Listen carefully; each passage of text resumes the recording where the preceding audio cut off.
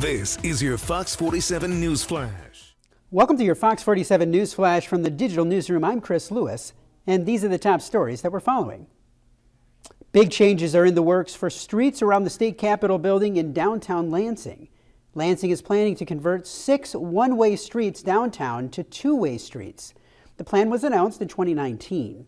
People who work downtown told Fox 47, in the end, two-way streets could cause more confusion.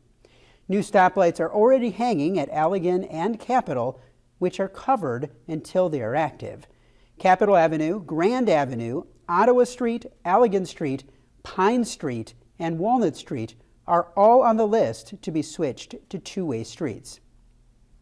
Coronavirus has travel restrictions in place across the country, and now some Michigan State University students won't be able to travel for spring break.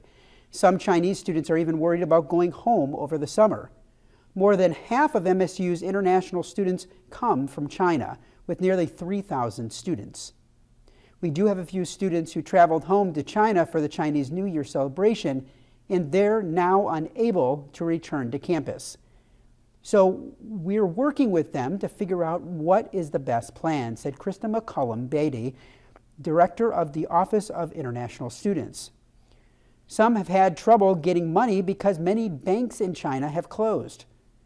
As of Wednesday, February 5th, there have been more than 24,000 cases of the coronavirus confirmed worldwide.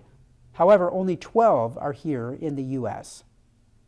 A community service project that started in the classroom now has 2 8th grade boys collecting over hundreds of food for people in need.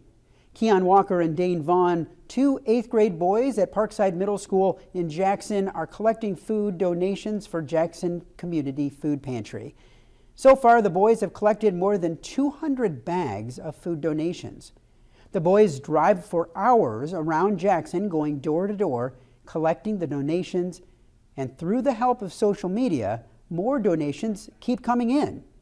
The boys told us that they are accepting any kind of donation, including ramen noodles, puddings, or Oreos, and Pop-Tarts. The boys said that they might continue their good deed into the summer or next winter. They're accepting donations until February 10th, then they will deliver the food on February 13th.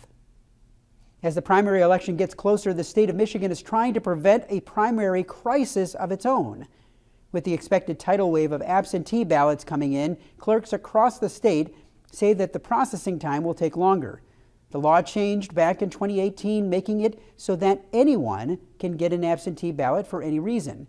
Clerks told Fox 47 News they're already seeing an increase and want time before the election to prepare the ballots to be counted.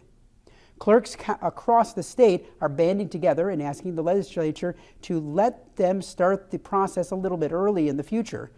There will be a lot of ballots to process, and there's not enough time to process those ballots before polls close, which is why we're asking for more flexibility for local clerks to start processing those ballots the day before the election, so that when people are starting to expect the election results after polls close, we're able to provide them so we don't look like Iowa, said Barb Byram, Ingham County Clerk.